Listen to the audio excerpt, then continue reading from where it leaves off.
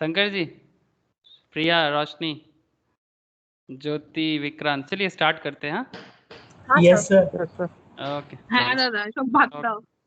चलो, बहुत हुआ राजनीति, बाद में फिर से होगा, ऐसे अभी चलेगा, लेकिन हम लोग पढ़ाई करते हैं। ओके, गुड इवनिंग फिर से सबको एक बार। अच्छा, फंडामेंटल एनालिसिस राजनीति का तो बहुत हुआ हम लोग का, बट अभी स्टॉक मार्केट रिगार्डिंग कुछ इंपॉर्टेंट एरियाज है, उस पर बात करेंगे। तो आज बेसिकली मैं डिस्कस करने जा रहा हूँ कैश फ्लो स्टेटमेंट के बारे में। ठीक है, जैसे बेसिकली अगर मैं आपको बताऊँ कि what is financial statement of a company, what is the financial statement of a company, तो financial statement of a companies का जब भी मैं बात करूं तो फाइनेंशियल स्टेटमेंट मतलब कंपनी का profit and loss account, companies balance sheet, companies cash flow statement. तो इसमें किसी किसी का मैक्सिमम का पीएल बैलेंस शीट का क्लास हुआ है, जिन लोगों का नहीं हुआ पीएल बैलेंस शीट वो मैं बाद में उन लोगों के साथ डिस्कस करूंगा, लाइक सुबह इज देयर, तरुण बाबू, इन लोगों का पीएल बैलेंस शीट, विक्रांत का थोड़ा बाकी है, लेकिन बाकी लोग पीएल बैलेंस शीट करके आए हैं तो दिक्कत नहीं होगा, मैं कनेक्ट करूंगा। तो प्रॉफिट एंड लॉस अकाउंट या फिर इनकम स्टेटमेंट के नाम से भी प्रॉफिट एंड लॉस अकाउंट को समझा जाता है, और बैलेंस शीट जिसमें कंपनी का assets and liabilities. But what about cash flow statement, ये कैश फ्लो स्टेटमेंट क्या है, अगर इन सिंपल समझा जाए कि किसी भी कंपनी का कैश फ्लो स्टेटमेंट इतना इंपॉर्टेंट क्यों है। ठीक है, किसी भी कंपनी का कैश फ्लो स्टेटमेंट इतना इंपॉर्टेंट क्यों है, इंपॉर्टेंट इसलिए है बिकॉज कैश फ्लो मतलब कंपनी का जो कैश फ्लो का स्टेटमेंट है, दैट मीन्स कितना पैसा कंपनी के पास आ रहा है, मतलब कंपनी बैंक अकाउंट में कितना पैसा क्रेडिट हो रहा है और कंपनी के बैंक अकाउंट से कितना पैसा डेबिट हो रहा है। ये बहुत वाइटल इंफॉर्मेशन है बिकॉज अल्टीमेटली बिजनेस चलता तो है पैसे से। कैश इज वेरी इंपॉर्टेंट, इसको बोलते हैं हार्डकोर करेंट एसेट। ऐसे एसेट को अगर क्लासिफाई किया जाए तो दो हिस्सों से हम लोग एसेट को बेसिकली डिस्ट्रीब्यूट करते हैं। One is called fixed assets, another is called current assets. Fixed asset means land, building, जिस चीज को हम लोग, कार, जो भी है जिसको हम लोग फिक्सडली मतलब बेसिकली जिसको यूज करके फ्यूचर में मेरा बिजनेस भी रहेगा और उससे कुछ ना कुछ आएगा बाद में। और करेंट एसेट्स क्या होता है, जो fixed assets more than 1 year तक जा सकता है, और करेंट एसेट्स जो है ना वो कंपनी के अंदर विद इन 1 ईयर के अंदर उसका यूटिलाइजेशन होता है। से फॉर एग्जाम्पल जैसे कैश, कैश का यूज भी विद इन 1 ईयर होगा उसका, अगर मार्केट में जैसे कि स्टॉक है हमारे बिजनेस पे, स्टॉक भी विद इन 1 ईयर चलेगा। डेटर, डेटर मतलब अगर किसी बिजनेस ने मार्केट में कुछ सेल क्रेडिट में सेल किया है, क्रेडिट सेल्स मतलब मार्केट में उधारी में सेल किया, मतलब धार। ठीक है, मतलब मैं सेल तो कर दिया बट पैसा नहीं मिला, पैसा बाद में मिलेगा, तो पैसा जो है वो मार्केट में मेरा पड़ा हुआ है, मतलब अभी भी मेरे हाथ में नहीं आया, इसको बोलते हैं debtor in accounts, this is called in finance में इसको बोलते हैं डेटर। अब ये डेटर भी करंट एसेट्स है, तो ये कैश हो गया, डेटर हो गया, स्टॉक हो गया, these are very important assets for the company. तो स्पेशली मैं कैश के रिगार्डिंग बात ज्यादा करूंगा आज, because cash flow statement is all about cash. जिस कंपनीज के पास कैश है ना वो कंपनी अपना बिजनेस डिसीजंस बहुत वाइटल एरिया में डिसीजंस ले सकते हैं। अगर जैसे कि कैश क्रंच, मतलब कभी भी चाहे वो एक स्टेट हो चाहे वो एक कंपनी हो, अगर कैश का क्रंच हो ना आप हर चीज सिचुएशंस में फंस जाएंगे। जैसे वेस्ट बंगाल के पास कैश नहीं है, सिंपली बोले तो वो अलग अलग लोन आता है, ठीक है, उस लोन को डिस्ट्रीब्यूट किया जाता है और जो भी पैसा होता है वो नॉर्मल डेवलपमेंट और सैलरी वगैरह देते देते खत्म हो जाता है। तो ये वेस्ट बंगाल का इकोनॉमिकल सिचुएशन है, बहुत खराब है। Government of state west Bengal data declare नहीं करता, एक बार डिक्लेयर तो करने दीजिए, एक बार बैलेंस शीट का भी चेक करेंगे तो फिर बताएंगे आप लोग मुझे। जैसे सुबह बहुत सारा ट्राई कर रहा है, सुबह तो तुझे अगर मिले ना वेस्ट बंगाल गवर्नमेंट का फाइनेंशियल रिपोर्ट प्लीज शेयर करना। হ্যাঁ অবশ্যই, ইনভেস্টমেন্টও কত হয়েছে সেটাও দেখাবো। कितना इन्वेस्टमेंट आया और कितना मतलब फाइनेंस में पैसा लिया और कितना पैसा एक्चुअली ऑपरेशनल एक्टिविटीज में खर्चा करता है। दिस इज ऑल अबाउट, जैसे एक कंट्री के बारे में, स्टेट के बारे में बात होता है, वैसा ही एक कंपनीज के बारे में भी सिमिलर कॉन्सेप्ट में हम लोग, ऐसे कंपनी के बारे में बात करना थोड़ा आसान है कंपेरेटिवली, स्टेट और कंट्री के बारे में बात करना और कॉम्प्लेक्स हो जाते हैं। But this is very important activity कि जिस स्टेट के पास हो, ये कंपनी के पास कैश का फ्लो ज्यादा है तो वो कंपनी अपने आप को बहुत अच्छा पोजीशंस पे पाता है। लेकिन जिसका कैश का मैनेजमेंट अच्छा नहीं है ना, कैश मैनेजमेंट एक डिफरेंट एक्टिविटी है, कैश फ्लो स्टेटमेंट थोड़ा डिफरेंट एक्टिविटी है। चलिए मैं आपको वही सब चीजें तो आज बताने वाला हूँ, तो आई होप आप लोगों को समझ में आ रहा है। ऐसे तो बेसिकली 3 तरह का एक्टिविटी होता है, एक होता है फाइनेंसिंग एक्टिविटी, एक होता है इन्वेस्टिंग एक्टिविटी जो सुबह बता रहा था। फाइनेंस मतलब पैसा का जुगाड़ करना, कहाँ से पैसा आ रहा है, the from where we raise money, actually कहाँ से हम लोग पैसा रेज करते हैं, that is very important area. Second thing, पैसा रेज करने के बाद फाइनेंस फाइनेंस से पैसा लेने के बाद उसको इन्वेस्टमेंट कहां पर कर रहे हैं, that is the investing activities. And third thing that is operating activity, that is not the third thing, मतलब सभी एक्चुअली कॉन्करेंटली चलता है। ऑपरेटिंग एक्टिविटी मतलब बिजनेस अपने आप को रेगुलर बेसिस में रन कराने के लिए ऑपरेटिंग लेवल पे कहां कहां किस तरह का खर्चा करते हैं, this is the operating activity. तो ये तीन जो एक्टिविटी के बारे में बात कर रहा हूं ना, financing activity, operating activity and financial activities, ये तीनों एक्टिविटी को कैसे कोई कंपनी कंट्रोल करता है, उसमें प्रॉपर कैश का फ्लो कैसे मेंटेन करता है, this is the utmost important. ठीक है, जैसे आप लोग जानते हो कि हम लोग क्या करते हैं कि केस स्टडीज में हम लोग एमरन बैटरीज को यूज करते हैं, मतलब ये हमारे नोट्स के अंदर एमरन बैटरीज को लिया गया। आप लोग एमरन बैटरीज से पढ़ तो रहे हो, लेकिन आप किसी भी कंपनीज का इस तरह का प्रॉब्लम को चेक कर सकते हो, है ना। तो हम लोग जस्ट सैंपल के लिए एमरन बैटरी, बट आप कोई भी company, not just a battery company, आप कोई भी कंपनी का कैश फ्लो स्टेटमेंट निकाल के आप उसको घर पे जरूर ट्राई करना। मैं आपको एक काम करता हूँ, स्क्रीन शेयर करता हूँ पहले, ठीक है, और फिर मैं आप लोगों को एक एक करके बहुत एक अच्छा एक बात, आप कॉपी पेन लेके रेडी हो जाओ, कुछ शॉर्ट नोट्स भी मैं लिखाऊंगा आज, और नोट्स पढ़ाऊंगा भी, और साथ में कुछ प्रैक्टिकल एग्जाम्पल के तौर पे एमरन बैटरीज का एग्जाम्पल्स भी लेंगे। जैसे कि पीएल बैलेंस शीट हम लोग एक्चुअली एमरन बैटरी से पढ़े हैं, जिनका पीएल बैलेंस शीट नहीं हुआ मैं उनके साथ शेयर करूंगा। मैं थोड़ा विक्रांत को मैं बोला देने, मतलब देना है मुझे विक्रांत को, बाकी सभी को देना है जिन लोगों का नहीं हुआ है, तो डोंट वरी, उसको लेके चिंता नहीं है, मैं वो धीरे धीरे शेयर कर लूंगा आप लोगों से। एक्चुअली लास्ट वीक कुछ इंपॉर्टेंट काम के लिए ना, last end of the week में मैं तो था ही नहीं कोलकाता में, ठीक है, मैं इस वीक में पूरा का पूरा आप लोगों से शेयर कर लूंगा। अच्छा, मैं स्क्रीन शेयर पहले कर लूँ, ठीक है, फिर कैश फ्लो स्टेटमेंट रिगार्डिंग मैं आपको एक एक बातें करता हूँ। जैसे आप लोग देख सकते हो, ये अमरन बैटरीज का अमरा राजा या अमरन बैटरीज, जैसे एक्साइड बैटरीज है वैसा ही अमरन बैटरीज, अच्छा कंपनी है बैटरी लेवल पे, बट हमारा main concept is not discussion about Amaran battery, please. हाँ, मतलब ऐसा नहीं कि हम लोग अमरन बैटरी पे केस स्टडीज कर रहे हैं, हम लोग तो फंडामेंटली कंपनी का एनुअल रिपोर्ट को कैसे डील करते हैं ये आप देख सकते हैं। This is the Amaran batteries का एनुअल रिपोर्ट, ठीक है। तो ये 1920 का रिपोर्ट है, पर हम लोग नोट्स में जो है वो 13-14 का है, तो उसके थ्रू से भी हम लोग देख पाते हैं कि कंपनी का मतलब बिजनेस में क्या ग्रोथ आया, मतलब क्या बिजनेस में क्या चेंजेस आया है। जैसे अगर मैं आपको थोड़ा सा दिखाऊं, अच्छा आप लोगों को दिख रहा है स्क्रीन, मैं पूछा ही नहीं, स्क्रीन शो है ना आप लोगों के साथ? Yes sir. ओके, एक सेकेंड में दिखाता हूँ। तो ये जैसे आप देख सकते हो 1920 का कुछ की परफॉर्मेंस इंडिकेटर, ठीक है, मैं आपको सारा का सारा परफॉर्मेंस तो अभी बताऊंगा नहीं डिटेल्स में, बिकॉज कैश फ्लो में मेनली, जैसे आप कोई भी कंपनी का एनुअल रिपोर्ट अगर आप लोग निकालें ना, कंपनी को वेबसाइट से ही मिल जाता है, ठीक है। तो कंपनी के एनुअल रिपोर्ट में कंपनी का नेट सेल्स का एरिया आपको दिखेगा, ठीक है, EBITDA, दैट मीन्स कंपनी का earning before interest tax depreciation and amortisation. I will discuss this things, ऐसे मैं पीएल में भी बोला था, फिर से बोलूंगा, बट मेरा आज का अच्छा, फिर प्रॉफिट आफ्टर टैक्स, और ये भी मतलब डेटा आप चेक करोगे ना, तो ये आपको अगर थोड़ा सा आप टेढ़ा होके देखो, बिकॉज इसको मैं घुमा नहीं सकता, आप देख सकते हैं यहाँ पर फाइनेंशियल ईयर 15-16 से लेके फाइनेंशियल ईयर 19-20 तक का डेटा यहाँ पर अवेलेबल है, ठीक है। तो ये डेटा क्या काम करता है, आपको मैं जो आज बताने जा रहा हूँ, that is net cash from operations, ठीक है। ये जो डेटा कंपनी का आप देख पा रहे हो, रुपीज इन करोड़, अगर आप थोड़ा सा नजर डालो, just look at here, 555 crore का कंपनी का कैश फ्लो फ्रॉम ऑपरेशंस था 2015-16 में। आफ्टर दैट कंपनी का कैश फ्लो फ्रॉम ऑपरेशंस का एरिया 17-18 में 553, 17-18 में थोड़ा सा कम हो गया, 16-17 में 553, फिर 18-19 में 541, एंड 1920 में कंपनी का बहुत अच्छा परफॉर्मेंस रहा है 1177। इस दौरान अगर आप कंपनी का शेयर प्राइस भी चेक करेंगे ना, तो आपको कुछ तो जरूर पता चलेगा। आप देखिए, मैं आपको अमेरन का जस्ट शेयर प्राइस शो कर रहा हूँ। अच्छा, ऐसा नहीं कि मैं अमेरन का केस स्टडीज कर रहा हूँ, बस मैं आपको, क्योंकि मुझे इसी को यूज करना है पढ़ाई करने के टाइम पे, दैट्स वाई। अमारा राजा, इसका रिसेंटली एक न्यूज़ है अमारा राजा का, वो मुंबई में मोस्ट प्रोबेबली एक कोई इसका फैक्ट्री है जिसको डिसोल्यूशंस किया गया, बंद किया गया कुछ पोल्यूशंस के प्रॉब्लम के कारण। खबर है क्या किसी को?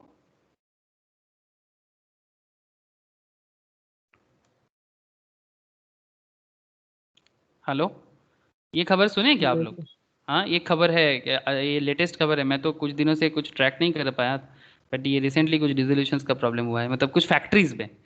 अच्छा, जो मैं आपको एक्चुअली बोल रहा था, अमेरन बैटरीज का अगर मैं आपको लास्ट कुछ समय का डिटेल्स दिखाऊं, आप देख सकते हैं यहाँ पर। अच्छा, एक मिनट में चार्ट ही देखूंगा, बट थोड़ा पुराना चार्ट चाहिए मुझे, ये गूगल फाइनेंस में मुझे दिख नहीं रहा है, गूगल फाइनेंस में ना थोड़ा इजीली दिखता है।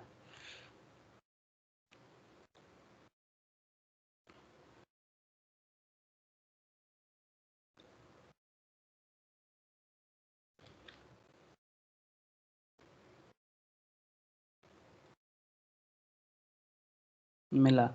मैं बस आपको ये बताना चाहता हूँ कि 1920 में जब कंपनी का प्रॉफिट हुआ था उस टाइम पे क्या कैश फ्लो फ्रॉम ऑपरेशंस अच्छा था?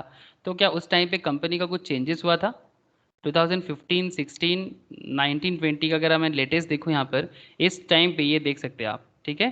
15, 16 में बिजनेस अच्छा था। इवन 19, 20 का जो राइजिंग टाइम था, इस टाइम पे भी बिजनेस में आप देख सकते हैं करीब 600 से था, करीब 600 के आसपास स्टॉक का प्राइस था। और ये 19, 20 के जो मूवमेंट था इसमें आप देख सकते हैं 600 से करीब 700, 800 के आसपास था। उसके बाद तो कोरोना आ गया था, उसके बाद फिर से बिजनेस ने अपना अपग्रेडेशन दिखाया। फिर से अभी कोविड के कारण फिर से थोड़ा लोअर सेगमेंट में है, ठीक है। दैट इज नॉट अवर मोटो दादा करेंटली। हाँ बोलो। বলছি হিন্দ কপারটা দেখো। अच्छा हिंद कॉपर देखो, देखेंगे। अच्छा ठीक है, तू हिंद कॉपर बहुत दिन से बोल रहा है। हिंद कॉपर मैंने इसके ऊपर एनालिसिस कुछ नहीं किया, तू बोल रहा है इसलिए मैं देख रहा हूँ। 40 রুপিস যখন ছিল ইনভেস্ট করেছিলাম। 40 रुपीज में इन्वेस्ट किया था? चलो बढ़िया है। হ্যাঁ, নভেম্বরে। नवंबर में 40 रुपीज, मतलब 6 मंथ्स बैक, मतलब एकदम डाउन ग्रेडेशंस में। चलो अच्छा है। हिंदुस्तान कॉपर, ऐसे कॉपर बिजनेस के ऊपर काफ़ी अच्छा डेवलपमेंट रहा है ये रिसेंटली। इसका रीजंस क्या है मुझे शुभो बताएगा। शुभो, कॉपर बिजनेस में डेवलपमेंट के पीछे का रीजन बता दे बाबू थोड़ा। अरे शुभ, आवाज पाচ্ছিস? मे बी बेसिकली ना ये डिफेंस प्रोडक्ट में ना काफ़ी ज़्यादा डेवलपमेंट आया है इंडिया में। इंडिया डिफेंस में काफ़ी अच्छा एक्सपोर्ट इंपोर्ट कर रहा है, तो इसके ये वन ऑफ द रीजंस है। ये कॉपर वगैरह के बिजनेस पे इतना ज़्यादा डेवलपमेंट रिसेंट ट्रेंड में दिख रहा है, ठीक है। उसमें हिंदुस्तान कॉपर है, फिर आपको वो एक कंपनी है, मुझे पूरा नाम उसका अभी याद नहीं आ रहा है, ठीक है। मैं करंट ये कॉन्सेप्ट में नहीं जाना चाहता बिकॉज ফান্ডামেন্টালি ডিসকাশন চলেगा, ठीक है। ओके रोशनी, তুই বলছিলি কদিন ধরে তাই জন্য দেখালাম। ओके, तो बेसिकली एक्चुअली फंडामेंटल में ना बहुत सारा चीज़ें डिस्कस करना है धीरे धीरे। ये there are lots of chapters, करीब 16 चैप्टर्स है फंडामेंटल एनालिसिस में। हम लोग तो currently this cash flow statement भी डिस्कस कर रहे हैं, ठीक है। दिस इज द एरिया जिसमें करेंट डिस्कशन चल रहा है, ठीक है। Cash flow statement, okay. बाकी सब आगे आगे करेंगे, रेशियो एनालिसिस करेंगे, इन्वेस्टमेंट ड्यू डिलिजेंस करेंगे, इक्विटी रिसर्च पे बात करेंगे, डीसीएफ इक्विटी रिसर्च पे काफ़ी डिस्कशंस होगा, ठीक है। बहुत सारा चीज़ें हैं फंडामेंटल में, ओके।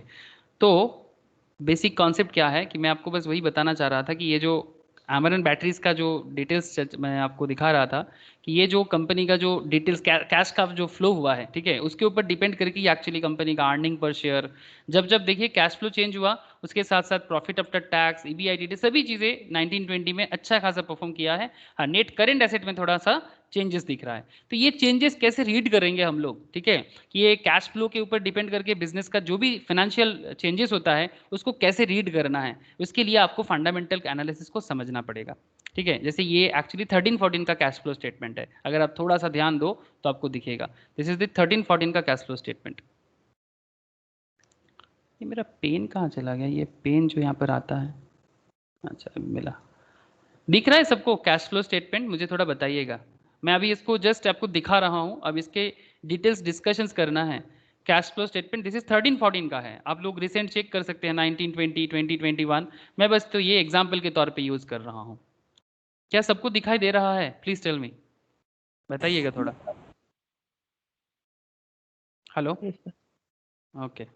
शंकर जी, तरुण बाबू, हाँ सबको दिखा दिख दिया। रहा? Okay, okay. प्रिया, दिख रहा है ना कैश फ्लो? हाँ सर।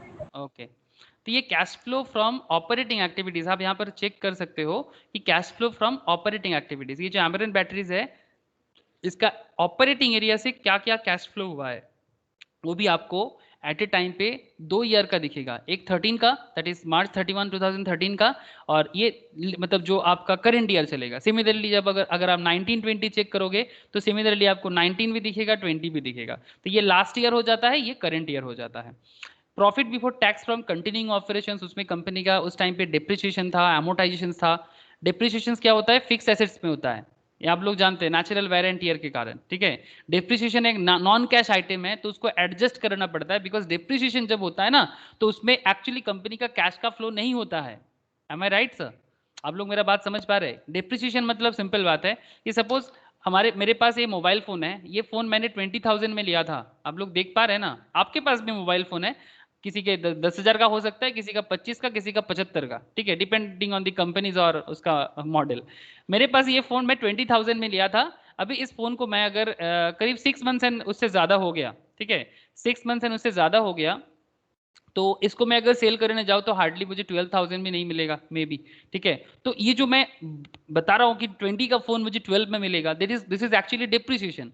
लेकिन ये जो 8,000 का जो माइनस कर रहा हूँ, ये कैश जो मैं बोल रहा हूँ कि ये नहीं है इसके अंदर, ये नॉन कैश है, तो इसको एडजस्ट करना पड़ता है, ठीक है। तो ये सब चीजें ना छोटा छोटा चीजें हैं जो आपको मैं धीरे धीरे बताऊंगा। एमोटाइजेशन तो इंटेंजिबल्स के होते हैं, कंपनी का गुडविल वगैरह में कुछ चेंजेस होता है ना, तो उसके साथ होता है एमोटाइजेशन, ठीक है। गुडविल है, पेटेंट है, कॉपीराइट है, जो कंपनी के पास होता है कि भाई ये कंपनी का पेटेंट है, ये कंपनी का कॉपीराइट है, ये दीज आर दी थिंग्स जो एमोटाइजेशन है, ठीक है। तो ये भी नॉन कैश है। इसके साथ साथ impairment loss, tangible fixed assets return of, ये सब मैं धीरे धीरे आप लोगों को समझाऊंगा।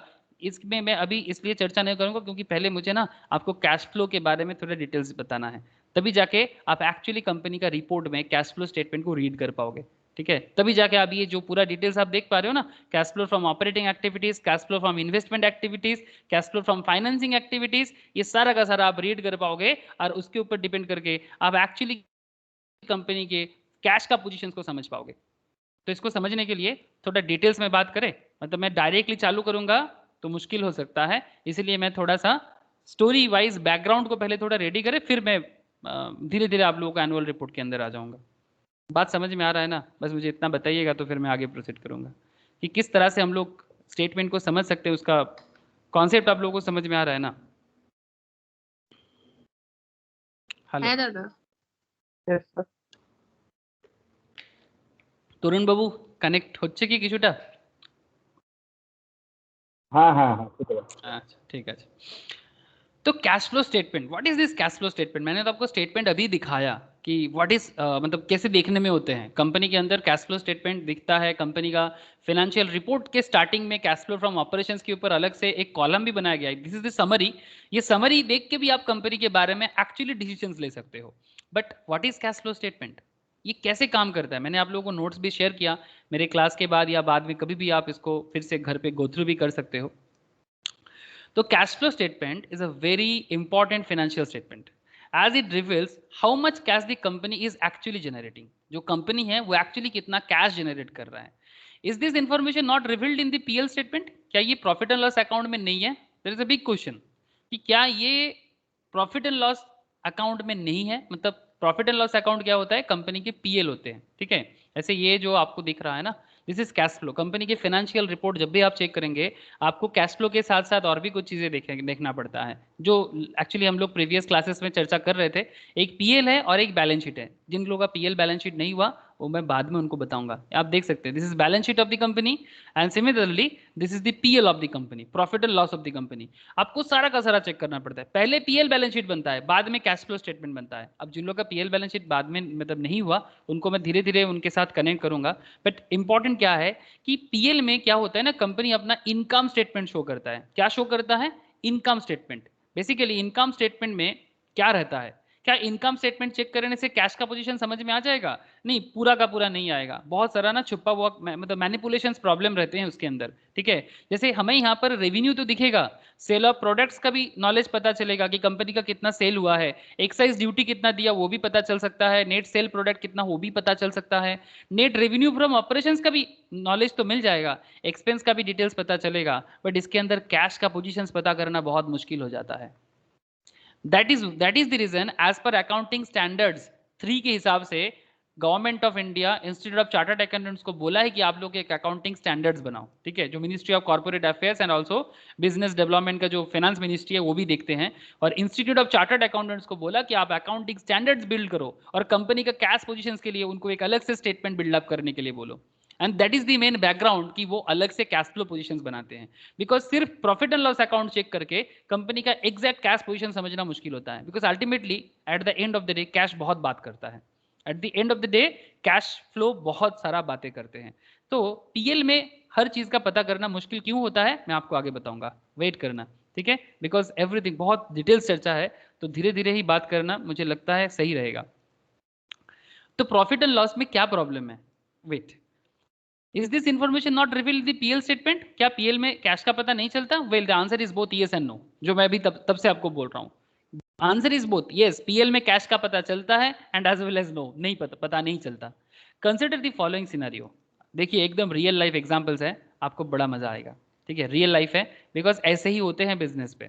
ठीक है, और ये थिन लाइन आपको पता करना होगा। What is this thin line?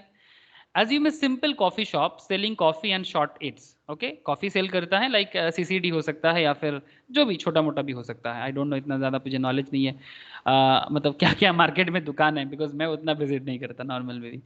तो assume a simple coffee shop selling coffee and short it's. ठीक है, मुझे चाय का दुकान का बड़ा नॉलेज है आसपास में कहाँ चाय का दुकान है। All the sales the shop does is mostly on cash basis. तो जो भी वो बिजनेस करते हैं वो कैश बेसिस में करते हैं। Meaning, if a customer wants to have a cup of coffee and a snack, he needs to have enough money to buy what he wants. बहुत पैसा चाहिए उनको, जो भी उनको लेना है, enough money जितना जरूरी है। Going by that, on a particular day, assume the shop managed to sell 2500 worth of coffee and 3000 worth of snacks. एक पर्टिकुलर डे में कंपनी जो कॉफी शॉप है वो 2500 का कॉफी सेल किया और 3000 का स्नैक्स सेल किया। चलो, very easy to understand. It is evident that shops income is 5500।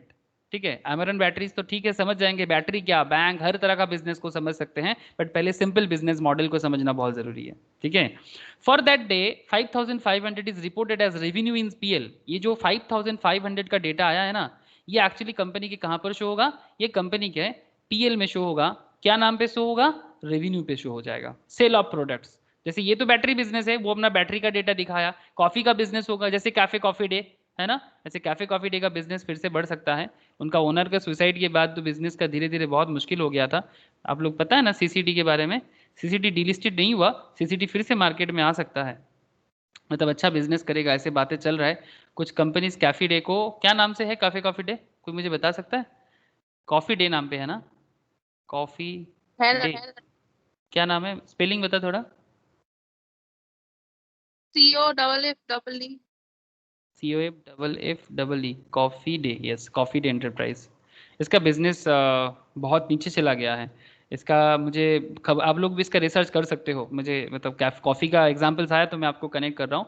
इसका बिजनेस बहुत ज़्यादा नीचे आ गया, बिकॉज आप लोग जानते हो इसका जो ओनर था कैफ़े कॉफ़ी डे का, वो लास्ट ईयर मोस्ट 2019 में सुसाइड कर लिया था। उसके बाद इसका लाइबिलिटीज़ भी काफ़ी था मार्केट में।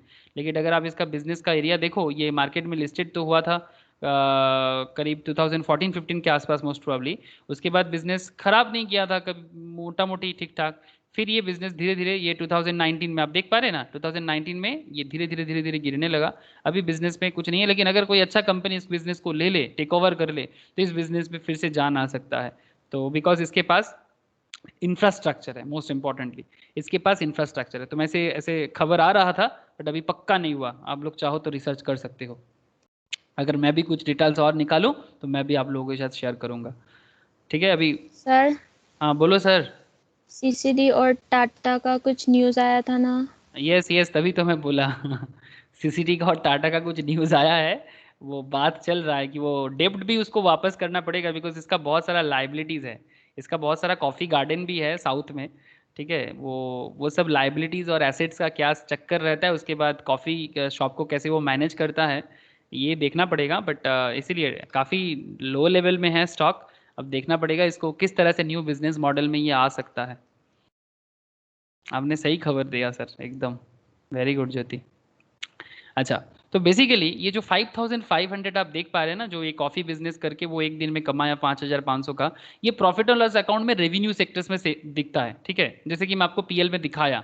And there is no ambiguity with this, मतलब इसको समझने में इतना भी कुछ प्रॉब्लम नहीं है कि ठीक है 5500 का सेल हुआ है तो हुआ है, वो तो दिख रहा है। इसमें ऐसे क्या बड़ी बात है, कोई एम्बिग्विटी नहीं है इसके अंदर कि ऐसे नहीं कि समझ में नहीं आ रहा है, सबको समझ में आ जाएगा। But now think about another business that sells laptop. Okay, for the sake of simplicity, let us assume that shop sells only one type of laptop at a standard fixed rate of 25,000 per laptop. Assume on a certain day the shop managed to sell 20 such laptop. Clearly the revenue of the shop would be 25,000 into 20. अगर 25,000 करके वो 20 सच laptop cell करता है तो कितना cell कर दिया? 5 लाख का सेल कर दिया। But what if 5 of the 20 laptops are sold on credit? Please point to be noted, because real life में बिजनेस क्रेडिट में, बहुत बिजनेस क्रेडिट में बिजनेस करता है। इन रियलिटी हर बिजनेस कैश में नहीं होता। बहुत सारे बिजनेस, स्पेशली बैटरी सेक्टर्स का अगर मैं बात करूं, बैंकिंग सेक्टर्स की बात करूं, क्रेडिट बिजनेस बहुत है। तो बिजनेस क्रेडिट में होता है तभी तो अकाउंट्स मेंटेन करने का जरूरत होता है। ये शायद मैं लास्ट क्लास में डिस्कस कर रहा था। ये जो इतना अकाउंटेंसी मेंटेन किया जाता है कंपनी का, statement of PL, balance sheet, आप एक बार कभी इमेजिन कीजिएगा कि कंपनी अपना जो अकाउंट्स बनाते हैं, फाइनेंशियल स्टेटमेंट को ड्रॉ करते हैं, मतलब इसके पीछे कंपनी को काफी दिमाग लगाना पड़ता है। ये अमेरिकन का चेयरमैन है, ठीक है। तो ये जो फाइनेंशियल रिजल्ट्स को डिक्लेयर करते हैं, इसके पीछे जो इतना सोचते हैं, क्यों सोचते हैं, क्यों फाइनेंशियल डेटा इतना इंपॉर्टेंट क्यों होता है? बिकॉज बिजनेस क्रेडिट पे होता है ना। अगर हर बिजनेस कैश में हो जाता तो इतना डेटा मेंटेन करने का जरूरत होता? बिकॉज उसको पता था कि भाई मैंने इतना सेल किया, मुझे इतना कैश मिला। इसमें ज्यादा दिमाग लगाने का जरूरत ही नहीं होता। ना तो लोन लेना पड़ता और ना ही किसी को लोन देना पड़ता, ना ही मुझे कैश रेज करना पड़ता और ना ही मुझे कहीं किसी को भी मतलब लोन पे प्रोडक्ट बेचना पड़ता। मतलब पहले तो मैं लोन ले रहा हूँ बिकॉज मुझे पता है कि लोन लेके मैं प्रोडक्ट बनाऊंगा, फिर जाके मैं प्रोडक्ट सेल करूंगा। अगर मानिए कि मेरे पास पैसा, मतलब वही credit system is always there. Credit system नहीं रहेगा तो फाइनेंशियल कॉन्सेप्ट ही नहीं रहेगा। ये फाइनेंस वर्ड ही है, पैसा रेज करना, और ये रेज का जो कॉन्सेप्ट है वो क्रेडिट सिस्टम पे बना है। उसके साथ साथ जब मैं किसी को लोन पे प्रोडक्ट दे रहा हूं, मतलब जिसको हम लोग बोलते हैं डेटर, मतलब क्रेडिट सेल। क्रेडिट सेल्स हमेशा क्या होता है ना, credit sale is my asset. क्यों क्रेडिट सेल इसकी एसेट है? बिकॉज मैंने अगर किसी को प्रोडक्ट सेल किया तो वो पैसा मेरा मार्केट में फंसा हुआ है। तो वो जो डेटर है ना, जिसको मैंने प्रोडक्ट क्रेडिट में दिया, वो मेरे लिए एसेट है बिकॉज मुझे पैसा मिलेगा। और ये जो मिलेगा मिलेगा भाव है ना, ये एसेट क्रिएट करता है। बट साथ में आपका कैश मार्केट में है, आपके बैंक अकाउंट में नहीं है। कितना दिन का क्रेडिट दिए आप, बहुत इंपॉर्टेंट होता है। अगर ज्यादा देर तक मार्केट में पैसा पड़ा हुआ है और अगर मार्केट में आपका लोन भी है जिसको आपको वापस करना है, तो अगर आप टाइम पे लोन रिपे नहीं कर पाते हो तो डिफॉल्टर हो जाते हो, जिसमें आपका बैंक का, आपका कंपनी का गुडविल में इफेक्ट आता है। तो ये देखना पड़ेगा कि कंपनी किस तरह से अपना बिजनेस को मैनेज कर रहा है। जो आप एनुअल रिपोर्ट पढ़ के कंपनी का डिटेल्स को चेक करके आप धीरे धीरे इसमें मास्टरी कर सकते हो। ऐसे रातों रात तो नहीं होगा, समझ रहे हैं ना विक्रांत? रातों रात नहीं होगा, आपको धीरे धीरे ही बिल्ड करना पड़ेगा।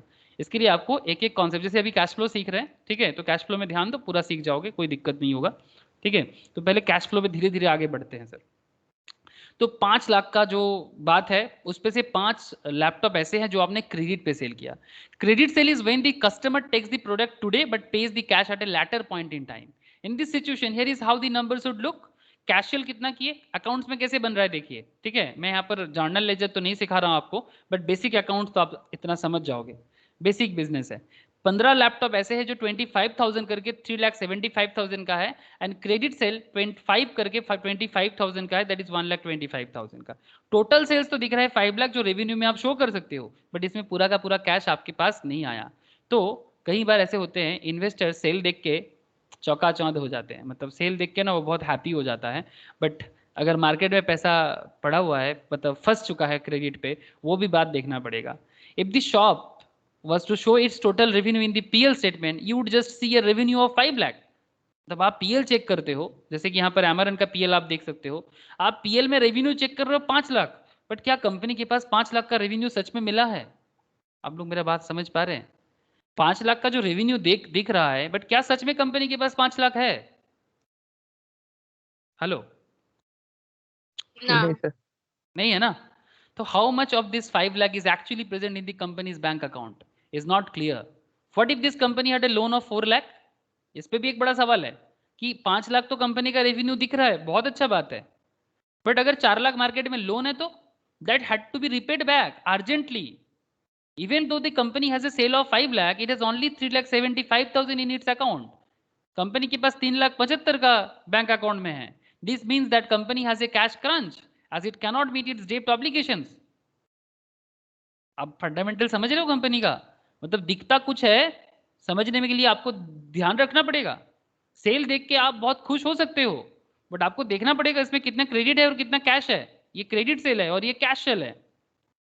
इसके रिगार्डिंग आपका ये पैसा जो है ये मार्केट में डेटर बन चुका है। डेटर मतलब अकाउंटिंग लैंग्वेज में जिससे हमें पैसा मिलेगा, एंड क्रेडिटर मतलब जैसे कि ये जिसको मुझे पैसा देना पड़ेगा। जैसे 4 लाख मार्केट में मेरा बैंक लोन है, तो bank is my creditor because हमें क्रेडिट बैंक को पे करना है।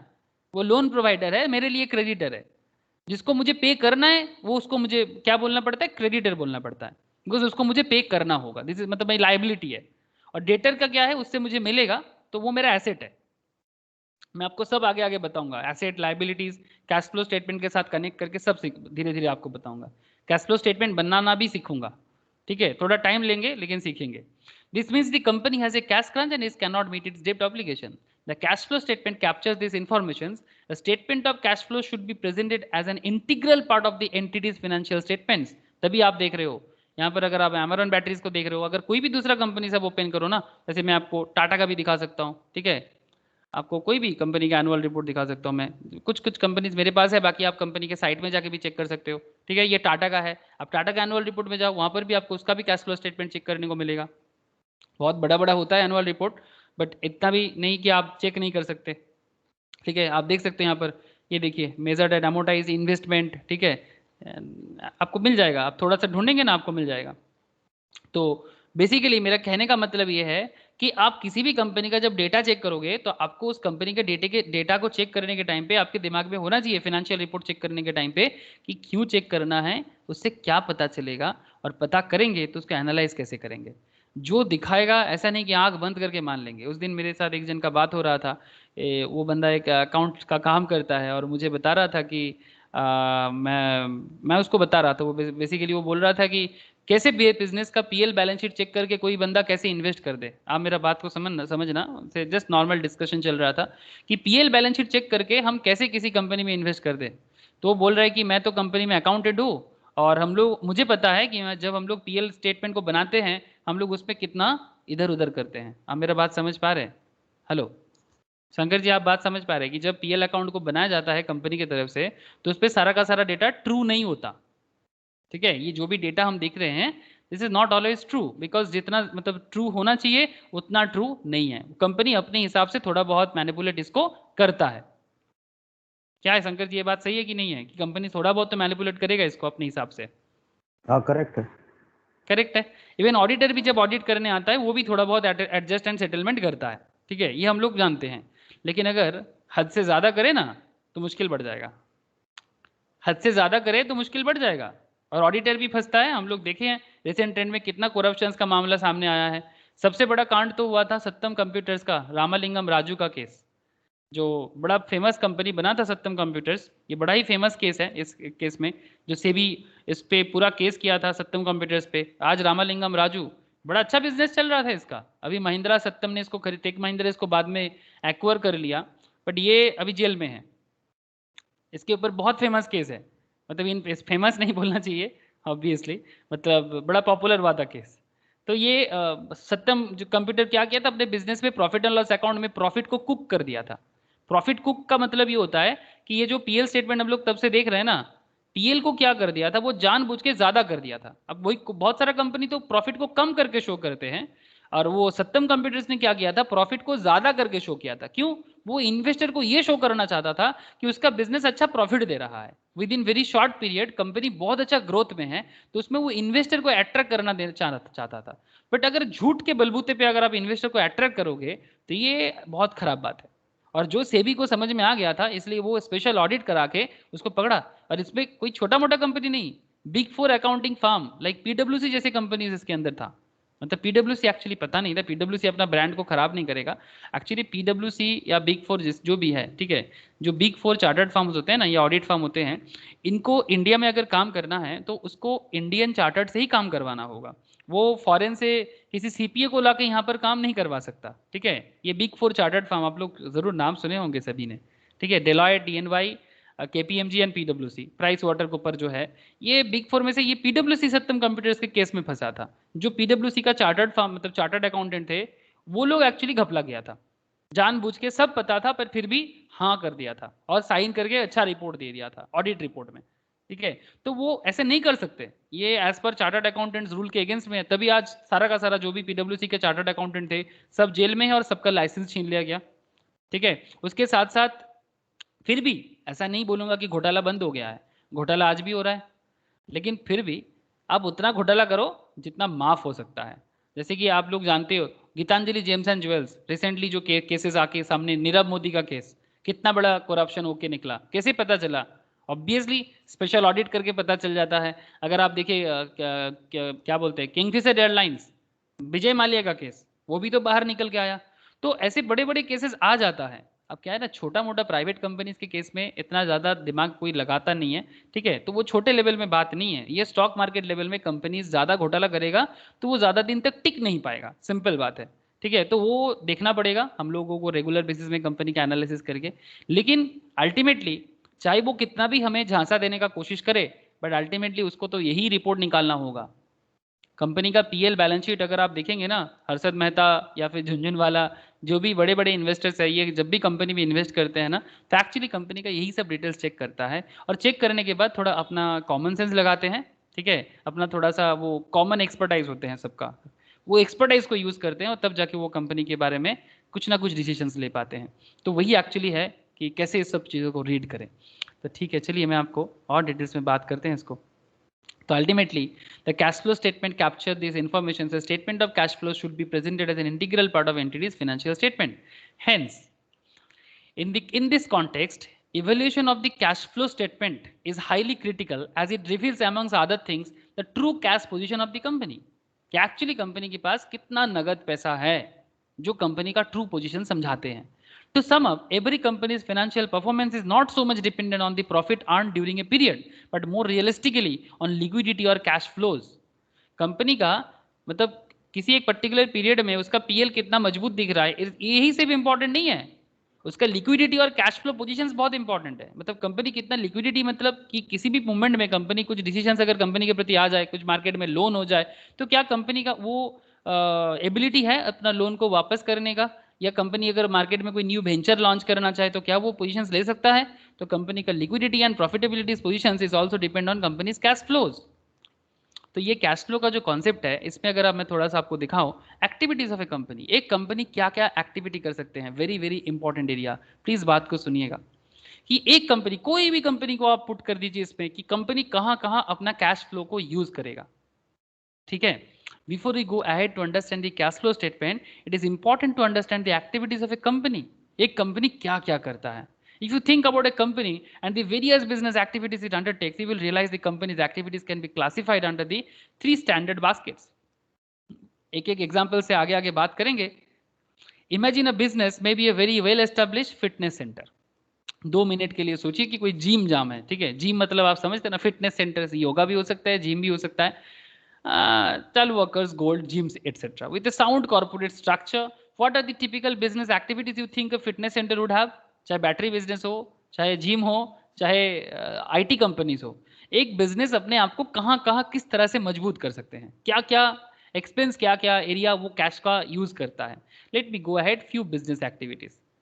आप लोग जानते हैं, ऐसा नहीं कि आप लोग जानते नहीं हैं, मैं तो बस ये सबको एक पर्टिकुलर जगह में एग्रीगेट करके आपको बता रहा हूँ, ठीक है। आप सभी जानते हैं कि क्या क्या हो सकता है एक बिजनेस को डेवलप करने के लिए, और कहाँ कहाँ बिजनेस अपना खर्चा को मतलब एक्सपेंस करते हैं, कैश को यूज करते हैं।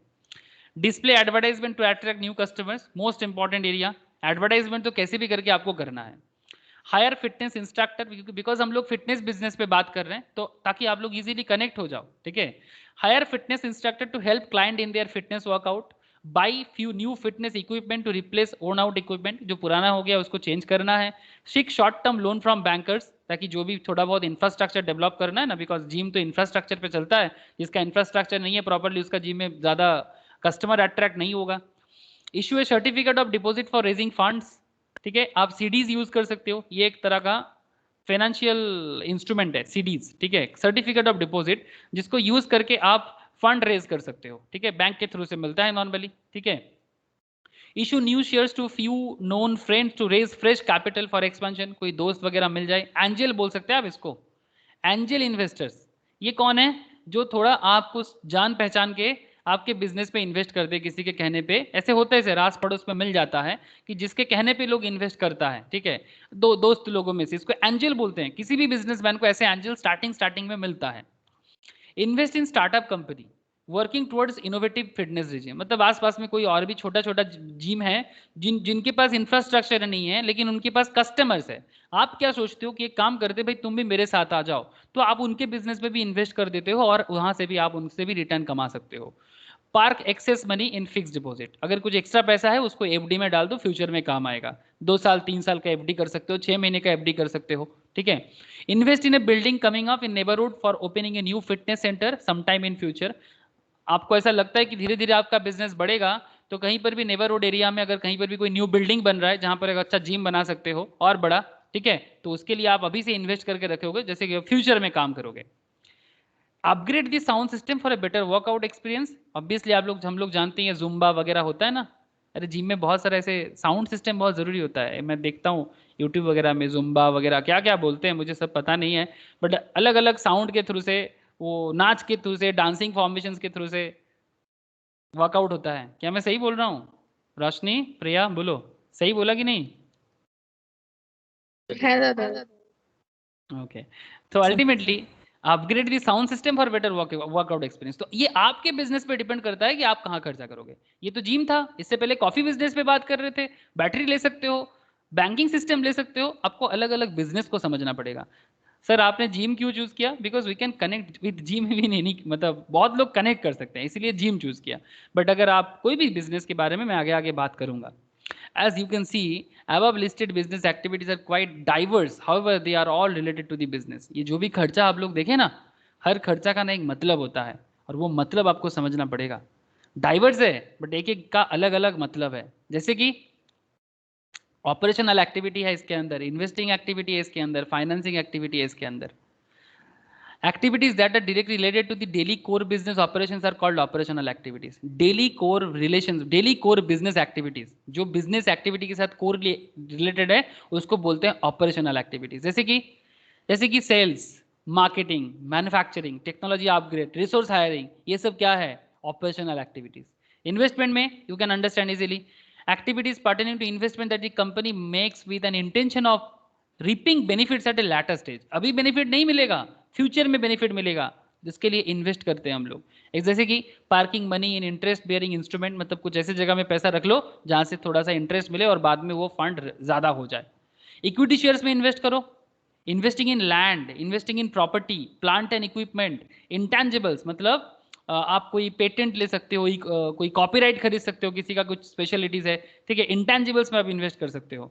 किसी अच्छा गुडविल वाला बिजनेस था उसको खरीद सकते हो, ठीक है। जैसे रिसेंटली बाइजूस ने आकाश को खरीदा, हम लोगों को खबर है ना, बाइजूस ने आकाश को खरीदा 1 बिलियन से।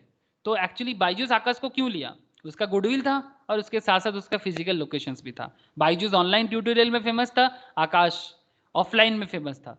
तो एक्चुअली वो इंटेंजिबल्स में भी खरीद दिया और प्रॉपर्टीज में भी इन्वेस्टमेंट कर दिया, ठीक है। तो ऐसे होता है, खबर है आप लोगों के पास, ये बाइजूस और आकाश का रिसेंटली हुआ है, बहुत बड़ा। और Byju's day by day India का बहुत वैल्यूएबल स्टार्टअप बन रहा है। 16.5 बिलियन, वर्ल्ड इंडिया का करंट सबसे वैल्यूएबल कंपनी। ऑनलाइन ट्यूटोरियल जो बाइजूस प्रोवाइड करते हैं, वो अलग बात की मैक्सिमम फॉरेन क्लाइंट मतलब कस्टमर है इसका, बट बिजनेस तो इंडिया का है। आप लोग जानते हैं ना बाइजूस का, ये खबर सुने होंगे शायद। हाँ सर, सुना। बता दे सर। ये देखो सर, ये 16.5 बिलियन का वैल्यूएशन हो जाएगा। अच्छा एक बात, स्टॉक मार्केट में लिस्टेड नहीं है, बट सर ऐसा कहा जा रहा है, ये इसका ओनर है रविंद्रन बाइजू, ये बोल रहा है कि 2 to 3 ईयर्स में मोस्ट प्रोबेबली ये स्टॉक मार्केट में आ सकता है, ठीक है। करेंटली प्राइवेटली ऑपरेट करते हैं, ठीक है। तो ये सब जरूरी है बिजनेस के लिए। तो प्राइवेट ऑपरेटेड बिजनेस को भी नजर रखिए कि क्या पता कब कौन सा मार्केट में आ जाए, आप उसके लिए रेडी रहिएगा, ठीक है। अच्छा ये अच्छा बिजनेस है इसका काफी। बाइजूस आएगा तो सीरियसली ताड़ू मतलब बहुत भयंकर स्टॉक मार्केट में एक्टिविटी करेगा, बट अभी तक कंफर्म नहीं है, वो बोला है कि आ सकता है। तो operating activities I hope understand. Investment में क्या हो गया आप वो भी देख रहे हैं, ठीक है। Non current assets, non current assets मतलब कोई भी फिक्स्ड एसेट्स, करेंट नहीं है, फिक्स्ड है, जिसको यूज हम मोर देन 1 ईयर तक कर सकते हैं।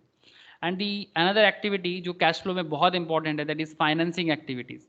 Activities pertaining to all financial transactions of the company, जैसे कि distributing dividends, payment of interest और सर्विस ऑफ डेब्ट, रेजिंग फ्रेश डेब्ट, न्यू लोन लेना, इशुइंग कॉर्पोरेट बॉन्ड्स, ठीक है। वो कॉर्पोरेट बॉन्ड होते हैं, जैसे कि मतलब मार्केट में बॉन्ड इशू होगा वो लोन की तरह होता है, कि कंपनी मार्केट में लोन इशू करेगा, दूसरा कंपनी या कोई पब्लिक उस पर पैसा डालेगा लोन की तरह, ठीक है, डिबेंचर भी कहते हैं। तो इसको बोलते हैं फाइनेंसिंग एक्टिविटी, मतलब बेसिकली कंपनी को लोन देना, एक कंपनी दूसरे कंपनी को लोन देगा या फिर कोई इंडिविजुअल भी कंपनी को लोन दे सकता है। तो दीज आर बेसिकली अलग अलग एक्टिविटीज जो कंपनी करते हैं। आप एक चीज कनेक्ट कर सकते हो, फाइनेंसिंग एक्टिविटीज क्या है? कंपनी का फंड रेज करने का एरिया है। इन्वेस्टिंग एक्टिविटीज क्या है? जो कंपनी का फ्यूचर में मतलब एसेट की तरह यूज करना है जहां से कंपनी को फ्यूचर बेनिफिट मिलेगा, that kind of activity. And operation activity क्या है, जो कंपनी का day to day core activity को चलाने के लिए जरूरी है। तो ये 3 एरिया आप आइडेंटिफाई करना सीख जाए ना, तो आप कंपनी का बिजनेस को बहुत इजीली आइडेंटिफाई कर पाओगे कि क्या बिजनेस है, क्या करता है, क्यों नहीं करता, एवरीथिंग। अच्छा, मैं बहुत देर से बहुत कुछ बोला, आपको मैं एक कनेक्ट करता हूँ, फिर आपसे मैं सवाल भी अगर कुछ मन में चल रहा हो तो आप उसके बारे में भी मुझे बता सकते हो। ये देख सकते हैं आप, ठीक है। मैं आपको कैश फ्लो स्टेटमेंट में एक बार लेके चलता हूँ, ठीक है। ये कैश फ्लो स्टेटमेंट में, इसमें ना एक्चुअली कैश फ्लो स्टेटमेंट 2 तरह का होता है, एक डायरेक्ट मेथड होता है, एक इनडायरेक्ट मेथड होता है। इनडायरेक्ट मेथड ज़्यादा साइंटिफिक है बिकॉज उसमें नॉन कैश आइटम को रेक्टिफाई किया जाता है। अच्छा, जो भी हो, मैं उसके बारे में बात में करता हूँ आप लोगों के साथ। ये देखिए, आप देख पा रहे हैं net cash flow from operating activities, cash flow from investment activities आपको दिख रहा है। हेलो, ये क्या दिखा आपको heading, cash flow from operating activities, that means company का ऑपरेटिंग एरिया से जो कोर एक्टिविटीज है, आई होप यू अंडरस्टैंड, ठीक है। ये कंपनी का ऑपरेटिंग एक्टिविटीज का एरिया है। ये cash flow from investing activities का एरिया है जो सेकेंड पॉइंट में बोला गया है। और फिर आप देख सकते हैं यहाँ पर कंपनीज का फाइनेंशियल एक्टिविटीज है। जो तीनों एक्टिविटीज के बारे में मैंने आपको अभी बोला, वही मैं आपको अमेरिकन बैटरीज के कैश फ्लो स्टेटमेंट में दिखा रहा हूँ। अब कोई भी कंपनी का एनुअल रिपोर्ट निकालिए, आपको ये 3 तरह का स्टेटमेंट पता चलेगा, और किस में क्या बोला है वो मैं आपको वही बता रहा हूँ। उसके बाद आप रीड करेंगे, मैं वो भी रीड कराऊंगा मैं आप लोगों को कि आपको उससे क्या पता चल रहा है। एक्चुअली इसको ना मैं आपको प्रिपेयर, इसको ना रेक्टिफाई भी किया जाता है, चेक भी किया जाता है, थोड़ा सा मेहनत है अकाउंट्स का, बट मजा आएगा आप लोगों को। 1-2 कैलकुलेशन सीख जाएंगे, फिर आप बस उसके बाद आपको मैं जैसे नॉर्मली मैं चार्टर्ड को पढ़ाता हूँ या सीएमए को पढ़ाता हूँ, ऐसा नहीं करूंगा, बिकॉज इसमें मुझे हम लोगों को बस क्या करना है, रीड करना सीखना है। तो थोड़ा बहुत सम सीखेंगे, उसके बाद बस कंपनी का रीडिंग करना है, और कुछ डाउट होगा तो मैं जरूर क्लास में आपसे बात करूंगा, ठीक है। इसी तरह से PL, balance sheet, cash flow सब सीखेंगे हम लोग धीरे धीरे। अच्छा, बोलिएगा मुझे कि बात समझ में आ रहा है क्या, कि हम लोग क्या पढ़ रहे हैं, क्यों पढ़ रहे हैं, इसका कहाँ पहुंच रहे हैं हम लोग। शंकर जी, ज्योति, बोलिएगा। তরুণ বাবু বলুন, বোঝা যাচ্ছে? हाँ करेक्ट हो रहा है। Okay. हाँ অল্প স্বল্প বুঝছি, অল্প স্বল্প কেন, একদম কি খুব মানে বেশি কিছু না। আউট অফ ওয়ার্ল্ড কিছু বলছি না তো? তাই এর সাথে রিলেট, আমি তো ফান্ডামেন্টালের প্রথম ক্লাস করলাম, ও আচ্ছা আচ্ছা, ক্যাশ হ্যাঁ ফ্লোটা আপনার একটু একটু বুঝলাম, একটু একটু ওই জন্য অসুবিধা হতে পারে। রিলেটেড আরো অন্যান্য গুলো জানতে হবে। হ্যাঁ আমি হ্যাঁ, বুঝতে পেরেছি, ক্যাশ ফ্লো সিস্টেমটা বুঝতে পেরেছি। সিস্টেমটা বোঝা যাচ্ছে না, ঠিক আছে। আস্তে আস্তে সব রিড করাও শিখবো ধীরে ধীরে, কি কিভাবে কোম্পানির ক্যাশ ফ্লো স্টেটমেন্টটাকে রিড করব, কিন্তু আগে ওভারভিউটা খুব ইম্পর্টেন্ট, নাহলে হুট করে স্টার্ট করে দিলে না মাথায় ঢুকবে না। আচ্ছা, তো না যেরকম না না, এখানে, এটা ঠিকই আছে। হুম, বিকজ আমি যদি হুট করে এখান থেকে বলতে যাই না, এটা একদম আমি কানেক্ট করাতে পারবো না, কি এটা কি কেন না বললে একদম পারবো না কানেক্ট করাতে। ओके, विक्रांत বোঝা যাচ্ছে রে बाबू? विक्रांत बोल, समझ में आ रहा है ना? Yes sir.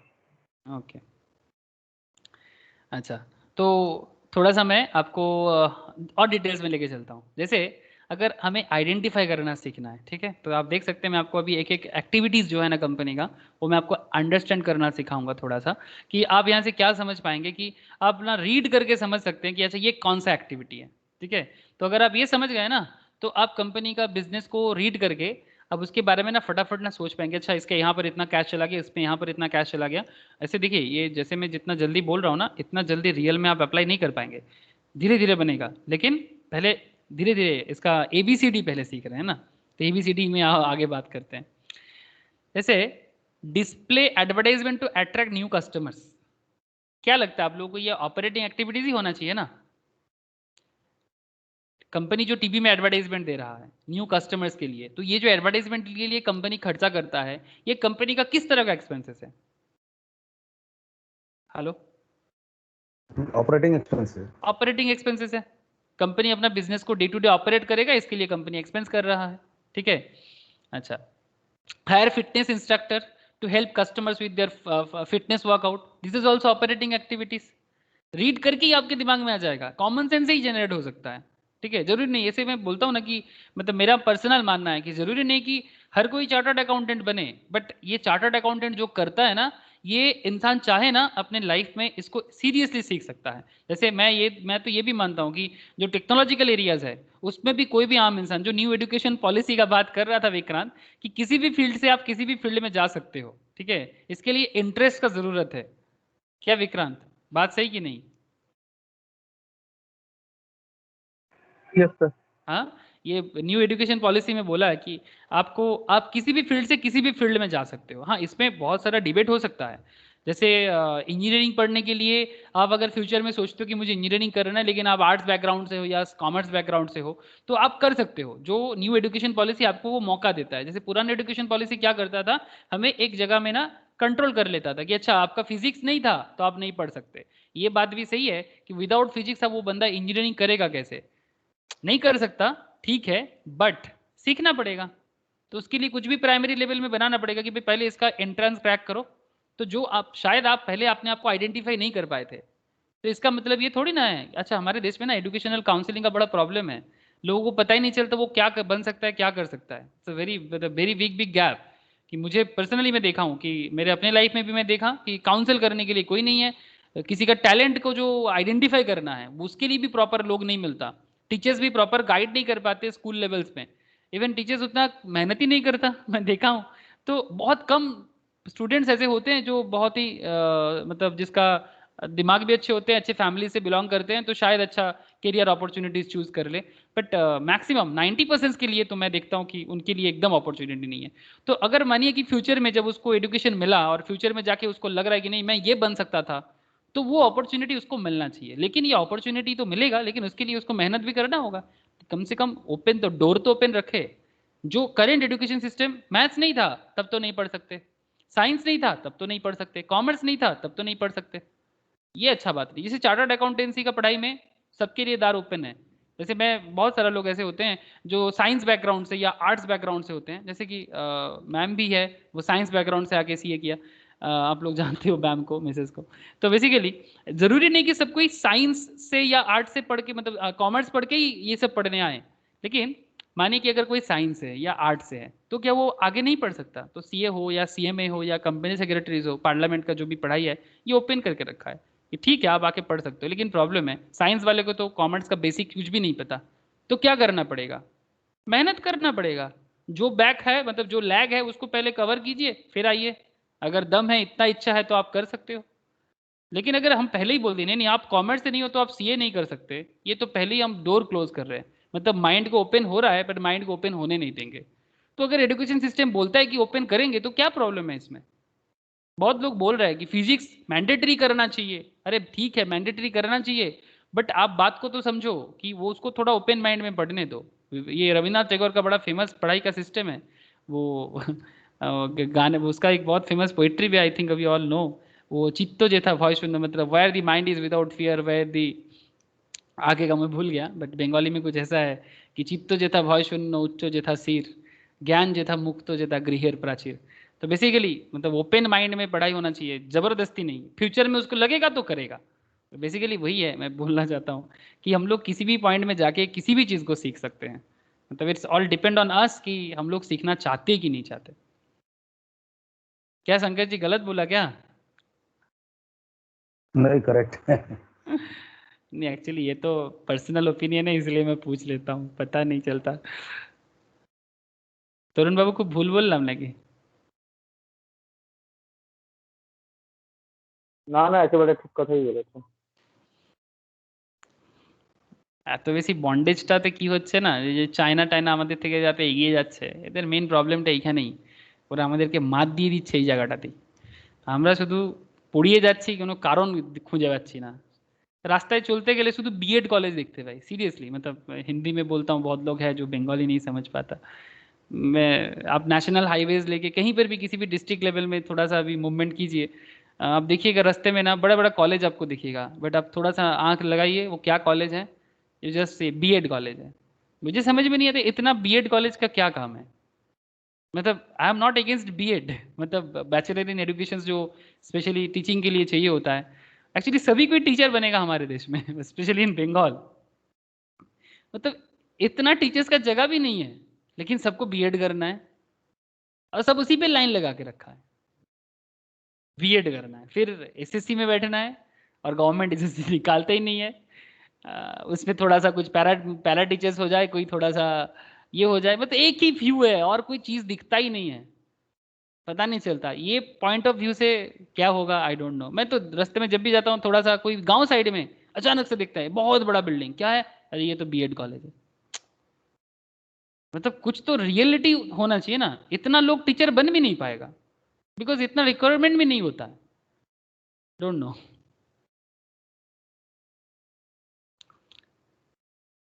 Display advertisement to attract new customers is operating activity.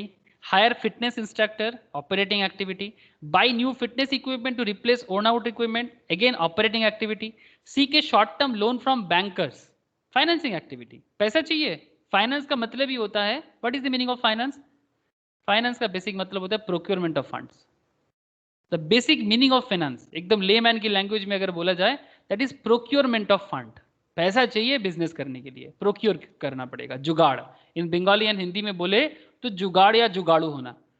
Businessman के दिमाग में हमेशा, जैसे कि स्टार्टिंग में शंकर जी एक बहुत अच्छा बोल रहे थे जब हम लोग पॉलिटिकल डिस्कशंस कर रहे थे कि बंगाल में सबको सर्विस चाहिए। पॉलिटिकल मतलब बेसिकली आप क्या बोल रहे थे शंकर जी? आप फिर से एक बार बोलिए इसको। वो एंटरप्रेन्योर और सर्विस के लिए आपने कुछ पॉइंट बोला था। नहीं, मैं ये बोल रहा था कि अगर देखें जैसे माइनॉरिटी का अपना ठीक है लॉजिकल उनका रीज़न है कि वो लोग एनआरसी की वजह से, सीए की वजह से दे विल वोट फॉर। और जहाँ तक नॉन बंगाली पॉपुलेशन का है, वो लोग बिजनेस करते हैं, एंटरप्रेनर्स हैं, उनको कोई पार्टी से फर्क नहीं पड़ता है। जी जहाँ तक बंगाली पॉपुलेशन है, these are basically we are not entrepreneurs, हम लोग जॉब सीकर्स हैं। तो हमें चाहिए कि अगर डेवलपमेंट होगा हमारे स्टेट में, अगर न्यू मैन्युफैक्चरिंग यूनिट्स आएंगे, इंडस्ट्रियलाइजेशन होगा, तब जाकर के जॉब क्रिएशन होगा।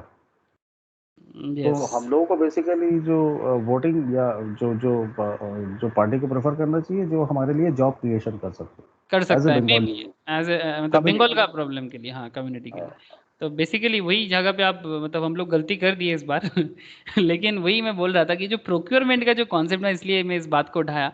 ये जुगाड़ करने का जो एक आदत होना चाहिए ना, वो हमारे बंगाली कम्युनिटीज़ में नहीं है। मतलब जुगाड़ मतलब जब भी किसी को बिजनेस करने का चिंता होता है उसका दिमाग में ये आता ही नहीं है कि जुगाड़ करना मुश्किल है, कैसे मिलेगा, कहाँ से मिलेगा पैसा, kind of that. Am I right ना? कि पैसे का चिंता इनको बहुत होता है कि बिजनेस हो ही नहीं सकता, ऐसे एक माइंड सेटअप बना लिया हम लोग। हाँ सुबह ऐसे ही होता है ना कि बिजनेस तो हो ही नहीं सकता क्योंकि जुगाड़ कहाँ से करें।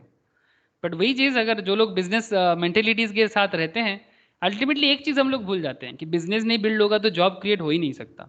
छोटा छोटा बिजनेस भी चाहिए लेकिन वो भी नहीं बिल्ड हो पाता।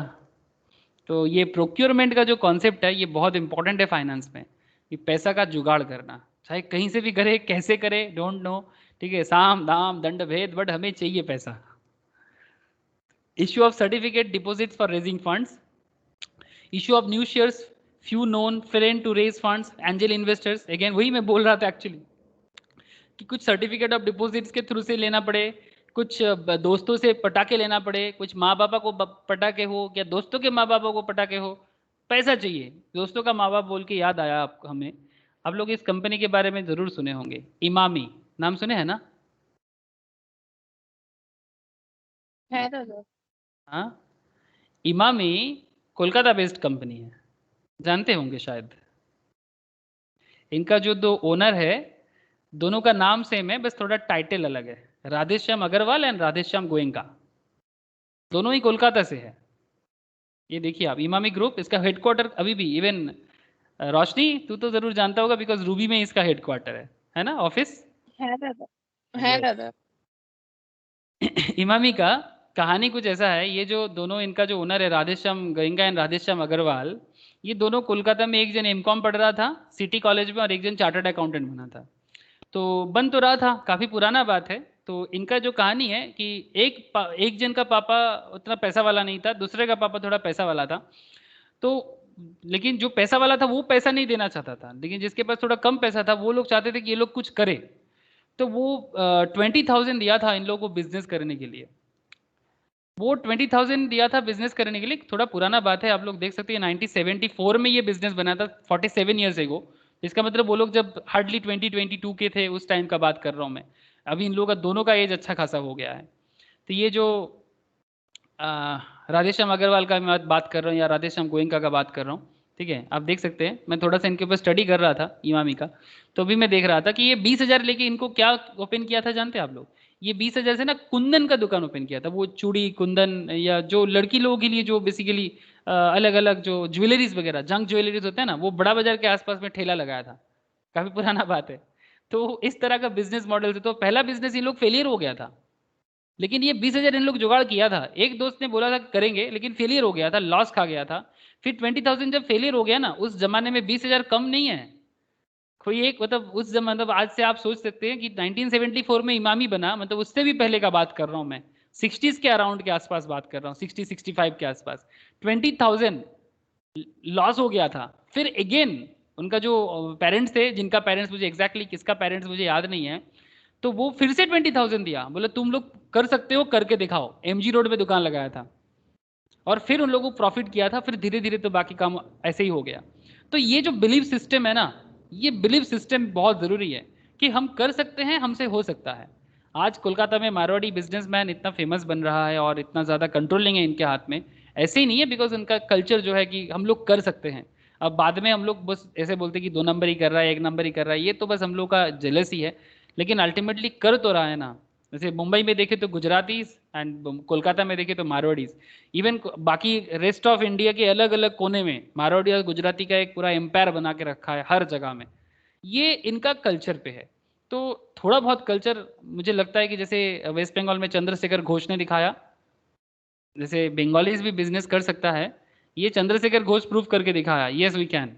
आप लोग जानते होंगे बंधन बैंक का जो ओनर है, ठीक है, इनका पापा का भी मिठाई का दुकान था और इन्होंने भी करके दिखाया कि yes we can build. Micro finance से इतना बड़ा बैंक का मालिक बना, टाइम लगा, 15 से 17 ईयर्स लड़ा, तब जाके आरबीआई ने इनको बैंक का लाइसेंस दिया। तो इट्स पॉसिबल। मैं तो मानता हूँ कि मतलब हम लोग अमर्त्य सेन के बारे में बात करते हैं, हाँ, बट कोई इनके बारे में इतना बात नहीं करता, क्योंकि इन्होंने जो रिफॉर्म लाया और जिस तरह से इन्होंने करके दिखाया, सीरियसली प्राउड फील होना चाहिए एज ए बंगाली, जो लोग स्पेशली बंगालीज हो और या फिर बंगाल से हो, ठीक है। ये तो त्रिपुरा से है, बट क्योंकि बंगाली है इसीलिए मैं बोल रहा हूँ कि बहुत दिन बाद कोई बंगाली कुछ करके दिखाया है, मतलब एक टॉप लेवल में बिजनेस फील्ड में।